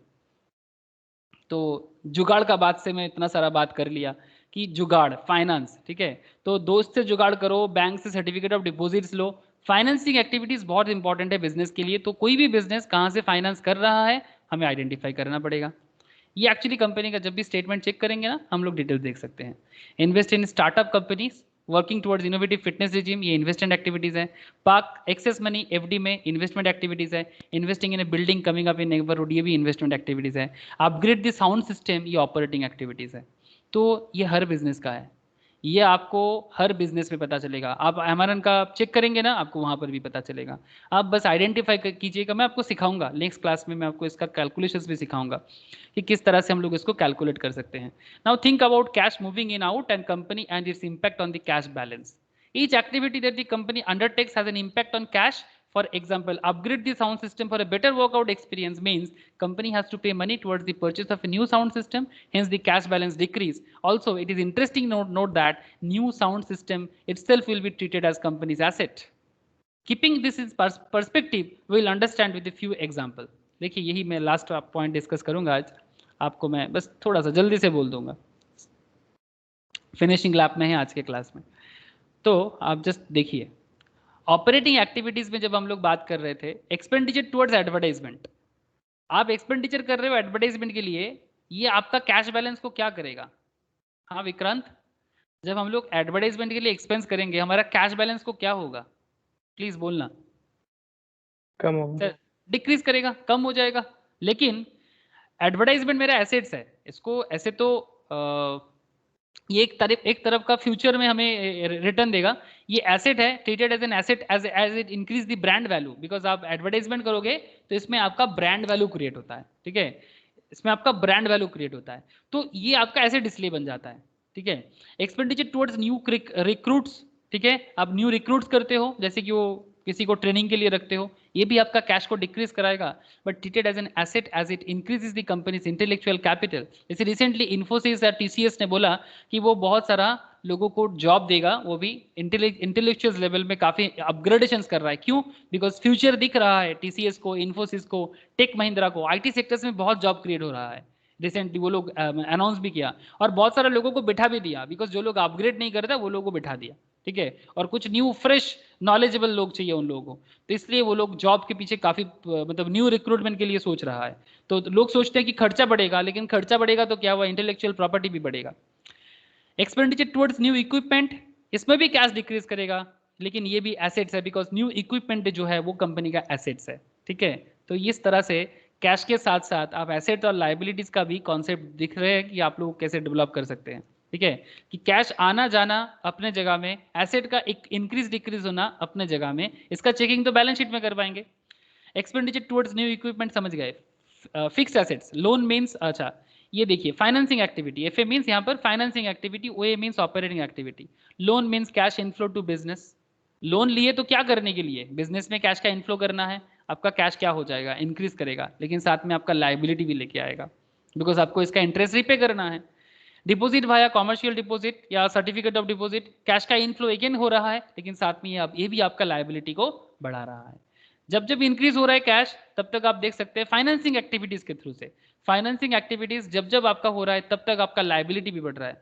तो यही इसीलिए बोलते हैं कि विदाउट लाइबिलिटी बिजनेस का एसेट बन ही नहीं सकता, ठीक है। इश्यू ऑफ फ्रेश कैपिटल, मतलब आप आईपीओ लेके आ रहे हो, ठीक है, या फिर एफपीओ लेके आ रहे हो, ठीक है, ये सब आपका बिजनेस में कैपिटल, फ्रेश कैपिटल इशू करेगा। या एंजल इन्वेस्टर्स प्राइवेट लेवल में बात करें तो प्राइवेट इक्विटी फर्म के थ्रू से पैसा ले रहे हो, आपका ऑब्वियसली कैश इंक्रीज करेगा, बट अगेन लाइबिलिटी क्रिएट होगा, बिकॉज आपको कैपिटल का जो रेज कर रहे हो उसको वापस तो करना होगा ना डिविडेंड के थ्रू से।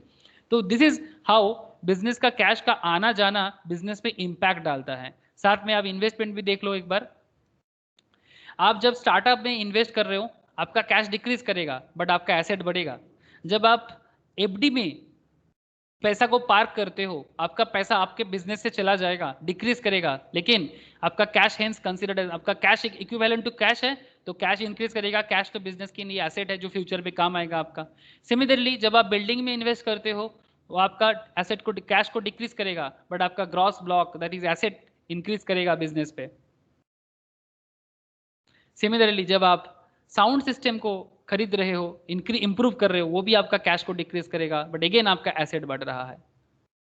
क्या आप लोग देख पाया, छोटा छोटा चीज है, बड़ा सिंपल सिंपल मैटर है, बट यही सिंपल मैटर ही हमें आइडेंटिफाई करना है रियल बिजनेस पे। क्या ये सिंपल मैटर सबको समझ में आया? मैं बस एक बार पूछना चाहता। हेलो, ये कैश का increase decrease and asset and liabilities का इंक्रीज डिक्रीज कब कैसे किस तरह से हो सकता है? शंकर जी, भैया।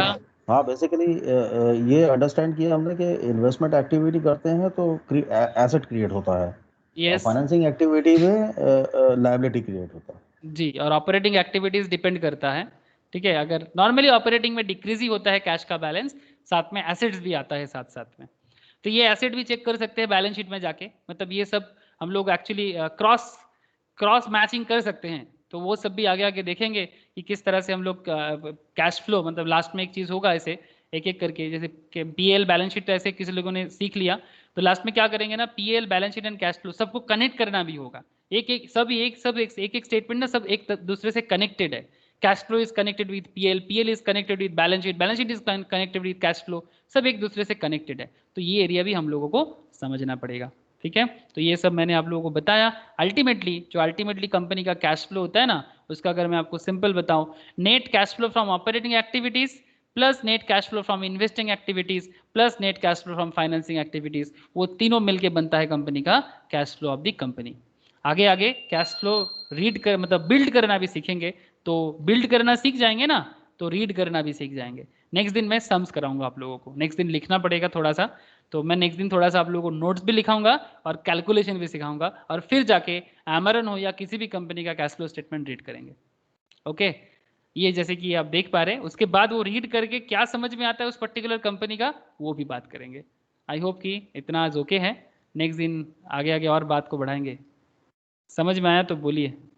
ज्योति, শুভ ওর আওয়াজই পাচ্ছি না। শুভ কি আওয়াজ পাচ্ছিস না? হ্যাঁ হ্যাঁ দাদা আছি। আছিস, বোঝা গেছে?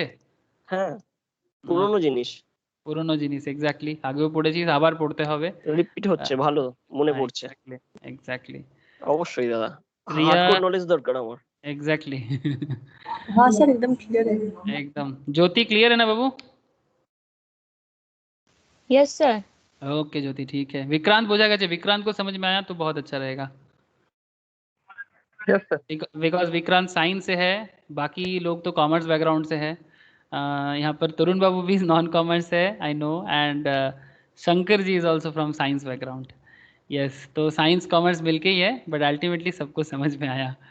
ठीक है তরুণ বাবু কিছুটা বোঝা গেছে তো? আস্তে আস্তে হয়ে যাবে, একটু রেগুলার হয়ে বোঝার গেলে। জন্য সায়েন্স কমার্স আর্টস লাগে না। হ্যাঁ এক্স্যাক্টলি, মানে ডিপেন্ড করে অ্যাকচুয়ালি, আমরা চেষ্টা করছি যতটা সম্ভব, মানে অ্যাকচুয়ালি আমি খুব ফ্র্যাঙ্কলি বলছি, যখন আমরা পড়তাম না তখন আমাদের মনে হতো, মানে অ্যাকচুয়ালি এটা ডিপেন্ড কিরম করে না, ব্যাকগ্রাউন্ড বা মানে কাহিনীটা জানতে পারবো কিনা। মানে এখানে চেষ্টা কি করছি না কি ব্যাপারটাকে খুব সিম্পলিফাই রাখার, কি যাতে ব্যাপারটা সিম্পলিফাই হয়। যদি ডাইরেক্ট আমাদেরকে যখন ছোটবেলায় শেখানো হতো, ইভেন যখন সিও করছিলাম সেই সময়ের কথা বলছি, বা কলেজে যখন পড়তাম তখনও, জাস্ট না এই ক্যাশ ফ্লো স্টেটমেন্টটাকে না রিড, মানে জাস্ট একটা কোশ্চেন করিয়ে দেওয়া হতো সিরিয়াসলি। অ্যান্ড এটাও বলা হতো না कि what is financial activities, what is investment activities, what is आपका ऑपरेटिंग एक्टिविटीज। इवन प्रिया बोल सकते हो, प्रिया जब कॉलेज लेवल में पढ़ते हैं तो इतना डिटेल्स में कोई बोलता है क्या प्रिया? नो सर, एकदम नहीं। मतलब तब ऐसा लगता है कि बस मगअप करना है और एग्जाम में जाके छप देना है, यस ना? सम्स करना है। मतलब उसका इसका इतना बड़ा यूज हो सकता है, कभी आप लोगों को सोचा भी नहीं था शायद। हाँ प्रिया, जब ग्रेजुएशन कंप्लीट हुआ था या तब शायद इतना सोचे भी नहीं थे कि इसका इतना बड़ा यूज है लाइफ में। No no sir. Exactly, Shubho भी इसी तरह का कॉन्सेप्ट में फील कर सकता है। हाँ शुभो বল। না না দাদা, আমি প্রথম থেকেই মোটামুটি একটু রিয়েলাইজ করতাম, অ্যাকাউন্টস এর কাজ করতাম অফিসে, তখনই বুঝতে পারতাম। তখন বুঝতে না, এমনি যেহেতু যখন নন কলেজে প্রফিটেবল অর্গানাইজেশন, তো তখন একটু প্রবলেম হতো, কারণ ওখানে তো ইনভেস্টিং অ্যাক্টিভিটিস অন্য টাইপের, হুম কিন্তু ফিনান্সিয়ালটা বুঝতে পারতাম আর অপারেশন অ্যাক্টিভিটিস গুলো বুঝতে পারতাম। अच्छा, चलो अच्छा है। तो बेसिकली क्या होता है ना कि कई बार ऐसे होते हैं कि मतलब मेरे साथ तो होता था, मैं कॉलेज लेवल में कुछ समझ नहीं पाता था क्योंकि कुछ समझाता ही नहीं था, बस ज़्यादातर क्लास में करके चला जाता था। हम लोग ऐसे अच्छा ऐसे होते हैं, मैच कर लेते थे, अच्छा कैश फ्लो मैच हो गया तीनों एक्टिविटीज मैच हो गया, कैश फ्लो मैच हो गया, तो जो भी हो ঠিক আছে তরুণ বাবু, ব্যাপারগুলো খুব ইজি, সিরিয়াসলি ইজি যদি বোঝা যায়। তো নেক্সট দিন এগুলোর কোয়েশ্চেন্স করবো আর একটু টাফ লেভেলে ডিসকাশনস করবো। দুটো মেথড আছে, दो मेथड है ओके, एक डायरेक्ट मेथड एक इनडायरेक्ट मेथड। उसमें ना एक नॉन कैश आइटम को अलग करेंगे, थोड़ा मेहनत होगा बट आप लोगों को मज़ा आएगा, बिकॉज वो डिप्रिसिएशंस को अलग कैसे करना है उसको भी सीखना पड़ेगा। आज तो बस बेसिक था। ओके फिर ठीक है, आज फिर मैं इतना ही रखता हूँ। Okay good night. Okay okay good night. Bye sir. রাখছি Bye. দাদা। नाइट। Tata tata. রাখছি দাদা। ওকে রাখ। কালকে দেখা হচ্ছে তো দাদা? কালকে দেখা হচ্ছে বলতে কোথায় আসবি? না না, বলছি ওই ক্লাস আছে তো। হ্যাঁ ক্লাস